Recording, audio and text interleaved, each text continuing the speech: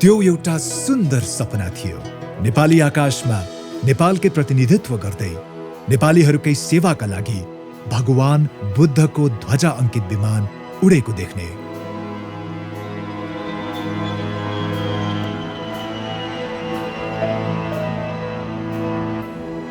हातैमा गर्न सकिने वायु सेवा बाहेक अन्यको बलियो उपस्थिति नरहेको समयमा निजी क्षेत्रबाट हवाई सेवा सुरु गर्नु निकै चुनौतीपूर्ण र कठिन थियो। तर हरेक वास्तविकता सपनाबाट त सुरु हुन्छ। वीरेन्द्र बहादुर बस्नेतज्यूले शान्तिका प्रतीक बुद्धलाई शान्तिका चरा परेवाको प्रतिचित्रसँग प्रतिस्थापित गर्नुभयो, जुन बुद्ध एयरको लोगो बनेर विगत 25 वर्षदेखि लाखौं नेपालीको प्यारो लोगो बनेको छ।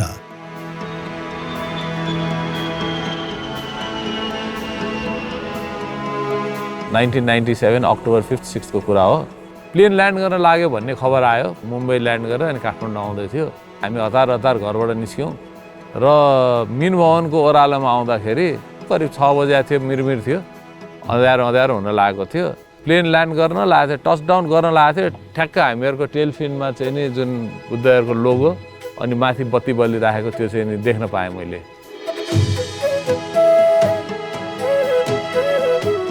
पत्याउनै नसक्ने कुरो भएको थियो, किनभनेदेखि एउटा मध्यम वर्गीय परिवारले एउटा सपना देखाएको थियो हामीले एयरलाइन्स खोल्ने, एयरलाइन्स सञ्चालन गर्ने र त्यो मूर्त रूप हुँदै थियो, जहाज ल्यान्ड गर्दै थियो। त्यो सम्झना, त्यो भावना मेरो जिन्दगीमा सधैँभरि कुँदिएर बस्छ। त्यस्तो खालको भावना आयो। बुद्ध एयरले विक्रम सम्वत 2054 असोज 25 गतेको दिन पहिलो ऐतिहासिक उडान भर्यो। नेपाली पाइलट क्याप्टेन रञ्जन कुमार शर्मा र अमेरिकी पाइलट क्याप्टेन केभिन सेन्ट जर्मेनले बुद्ध एयरको बीच क्राफ्ट 1900D मा 16 जना यात्रुहरूलाई बसाएर 1 घण्टाको उडानमा सगरमाथाको 1 चक्कर लगाएका थिए।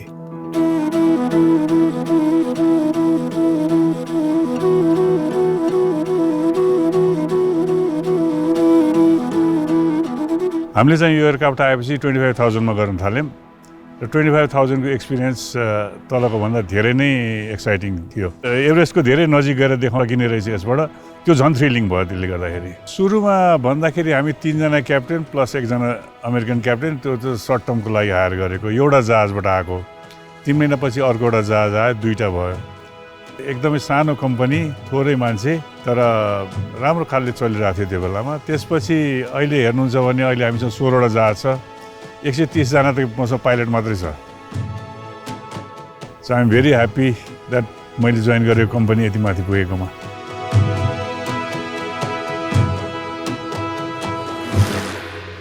विक्रम सम्वत 2065 मा बुद्ध एयरको व्यवस्थापनले एउटा महत्त्वपूर्ण कुरा बुझिसकेको थियो।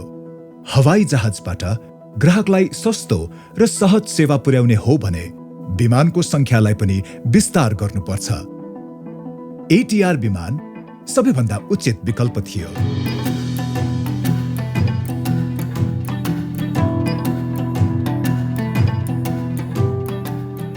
बुद्ध एयरले ATR विमानको सेवा सुरु गरेर घरेलु उड्डयनमा ठूलो फड्को मार्यो। बुद्ध एयरको फ्लिटमा अहिले रहेका विमानहरू 11 वटा ATR 72-500 विमान, जसको सीट क्षमता रहेको छ 72 यात्रु, 3 वटा ATR 42-320, जसको यात्रु क्षमता 47 रहेको छ, ऐतिहासिक बीच 1900D, जसमा 18 जना यात्रुहरू सवार हुन सक्छन्। यात्रुहरूको सुरक्षा हाम्रा लागि सर्वोपरि छ। हावामा उड्ने भारी हवाई जहाजलाई नियमित मर्मत सम्भार गर्नुपर्छ। यसमा लाग्ने उपकरणदेखि लिएर प्राविधिकहरूको खर्च पनि उच्च छ।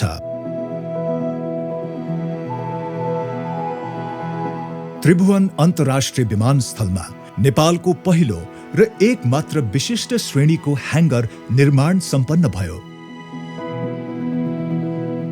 नेपालमा ह्याङ्गर स्थापना हुनु र नेपाली विमानहरूको मर्मत सम्भार हुनुले मानव नयाँ युगको थालनी भयो।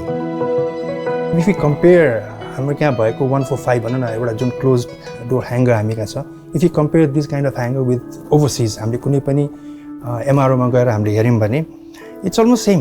हामीले कुनै पनि जहाजको मेन्टेनेन्स गर्दाखेरि ह्याङ्गरभित्र गर्नु र बाहिर गर्नुमा जुन मान्छेहरूको एउटा जुन भनौँ न क्वालिटी अफ वर्क प्लस सेफ्टीलाई धेरै नै यसले इन्हान्स गर्छ र कामको पनि जुन एउटा इफेक्टिभनेस र इफिसियन्टली र हामीले एउटा सर्टन टर्नओभर टाइममा हामीले कम्प्लिट गर्न सक्छौँ। र ह्याङ्गरको इन डिटेल कुरा गर्दाखेरि हामीले जस्ट ह्याङ्गर मात्रै भएर त भएन, ह्याङ्गर गर्नलाई त्यसमा धेरै रिसोर्सेसहरू भनौँ न, त्यसको लागि स्टोर हाम्रो चाहियो, बन्डेड स्टोरदेखि लिएर यी सबै चिजको लागि चाहिँ नि ह्याङ्गर चाहिँ नि भनौँ न एउटा जहाजभित्र मेन्टेनेन्समा आएपछि त्यसलाई चाहिने जति पनि भोलि गएर हामीलाई कुनै रिपेयर गर्नु पऱ्यो जहाजमा भने we have all the shops, we have all the facilities here, त्यसको लागि चाहिँ नि पनि एउटा ह्याङ्गरले ठुलो भाइटल रोल खेलेको हुन्छ।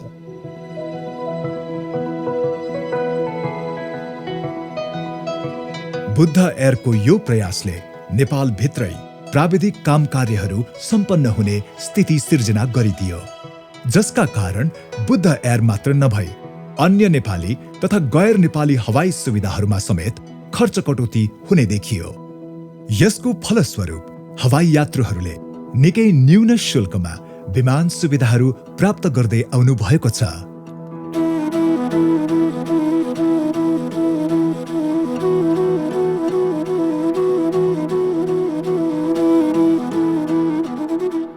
नेपाली आकाशमा विमान उडाउनु, नयाँ गन्तव्य र आधुनिक सेवाहरू नेपाली हवाई यात्रामा प्रविष्ट गराउनु मात्रले हाम्रो कथाको भूमिका सायद पूर्ण नगर्ला। हामीले त त्यो इतिहास पनि बोकेर हिँडेका छौँ जसले नेपाली वायु सेवाको व्यवस्थापन र प्रशासनलाई समेत सबल बनाउँदै ल्याएको छ।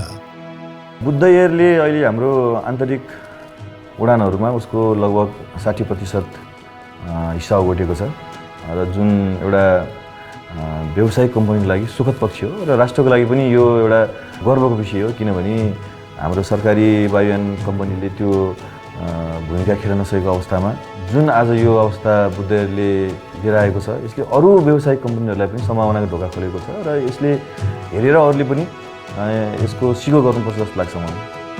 बुद्ध एयरकै कारण नेपालको यातायात क्षेत्र, पर्यटन क्षेत्र र आर्थिक क्षेत्रमा देशले ठूलो फड्को मारेको छ।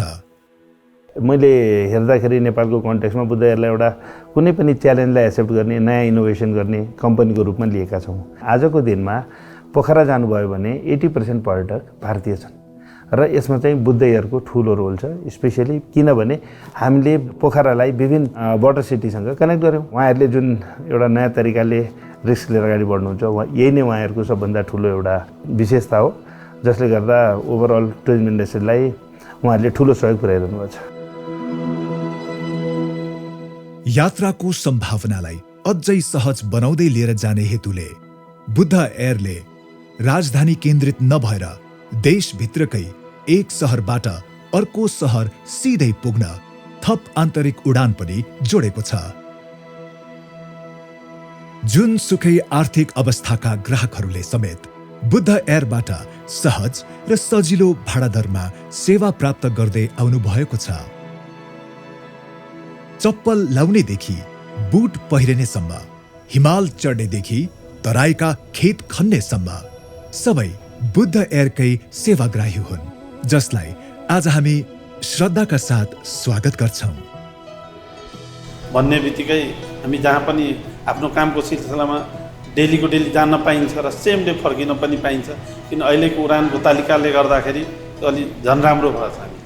We need to go to Birganj, as our factory is there, so we need to travel to Birganj. All our people need to travel back to headquarters in Kathmandu and go back to their bases right across the country. So I think Buddha Air has really provided an essential and a tremendous service, largely because of its on-time record, its air safety record, and I think because of the kind of service and passenger friendliness that it offers and displays. I enjoy flying with Buddha. In fact, I restrict myself to flying only with Buddha, unless we go somewhere to the mountainside where they don't have their services, trunk route services. But because the safety, reliability, and the reputation of Buddha Air is the preferred carrier for us. Recently, Buddha Air को जुन अहिले role छ, विराटनगरदेखि चाहिँ पोखरा लाने, पोखरादेखि नेपालगञ्ज लाने, पोखरादेखि भैरवा लाने, पोखरादेखि चाहिँ जनकपुर लाने. This is very, very positive role, both domestic as well as international tourists ko lagi. It's very important role, and I'm really glad that they took this initiative. Buddha Air has been functional all throughout the problematic years, and even during the war, the insurgency in Nepal, Buddha Air was always flying high. We are very thankful, and it's been a tremendous contribution to our national economy as well, and especially for people like us who are in the tourism trade since decades. We found Buddha Air to be the best.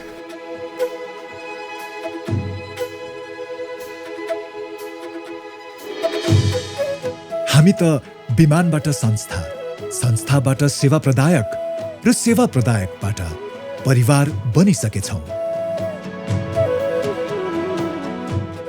यो 25 वर्षको अन्तरालमा बुद्ध एयरका अधिकतम क्षमतासँगै वातावरणीय सजगताका साथ 16 वटा अत्याधुनिक विमानहरू उडिसकेका छन्। झण्डै 2 करोड यात्रुहरू सवार भइसकेका छन्। नेपाली हवाई सेवा प्रदायकहरूमा बुद्ध एयर कर चुक्ता गर्ने संस्थामा पहिलो नम्बरमा थियो र छ पनि, र अहिलेसम्म राज्यलाई अरबौं रुपियाँ कर तिरिसकेका छौँ। बुद्ध एयरले आम्दानी मात्र गर्ने होइन कि आम्दानी गरिसकेपछि समाजलाई दिन पनि सक्नुपर्छ भन्ने हिसाबले यो 15 वर्षको दरयानमा कृषिमा मुख्य गरिकन धान खेती र धानको टोटल भ्याल्यु चेनलाई, धानदेखि चामलसम्म, किसानदेखि उपभोक्तासम्मको भ्याल्यु चेनलाई चाहिँ हामीले कसरी सहजीकरण गर्ने, कसरी कस्ट इफेक्टिभ गर्ने, कुनै फिलान्थ्रोपी या कुनै डोनेसनले मानिसलाई परजीवी बनाउनु भएन, आफ्नो खुट्टामा उभिने अवस्था चाहिँ बनाउनु पर्छ भन्ने सोचले पनि हाम्रो कर्पोरेट सोशल रेस्पोन्सिबिलिटी चाहिँ हामी त्यसमा लगानी गरे हौँ। हाम्रो सामाजिक उत्तरदायित्व कार्यक्रम सन् 2004-2005 देखि नै निरन्तर चल्दै आइरहेको छ। पूर्वी नेपालको मोरङ, सुनसरी र झापाका किसानलाई खेती किसानी सजिलो बनाउने उद्देश्यले कार्यक्रम सञ्चालन गरेका छौँ।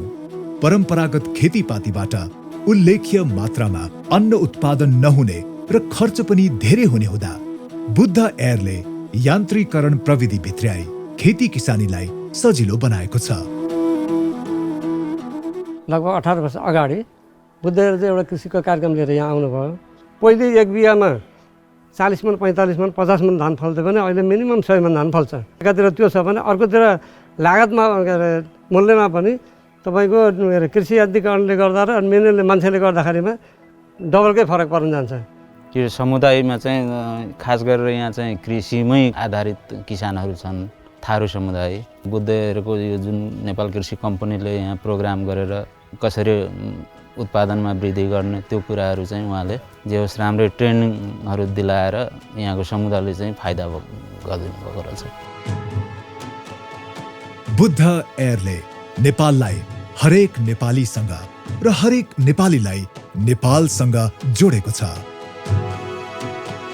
सफलताले त्यो एम्पथी जसलाई करुणामय भाव हो, सबैलाई त्यो दृष्टिकोणले हेर्नुपर्छ भन्ने शिक्षा चाहिँ मैले पाएँ जस्तो लाग्छ। हामीहरूको सफलताको आधारभूत श्रेय त हामी सबै कर्मचारीहरूको लागि नै दिनुपर्दछ। सबै तबकाका कर्मचारीहरू तल लोडर पिउनदेखि लिएर माथि क्याप्टेन, डाइरेक्टरहरू, सबैजना इन्जिनियर, टेक्निसियनहरू सबैको जुन हातेमालो र जुन किसिमको अपनत्व, कम्पनीप्रतिको अपनत्व देखाउनु भएको छ र त्यो टिमवर्कले गर्दाखेरि नै आज बुद्ध एयर जहाँ छौँ हामी छौँ।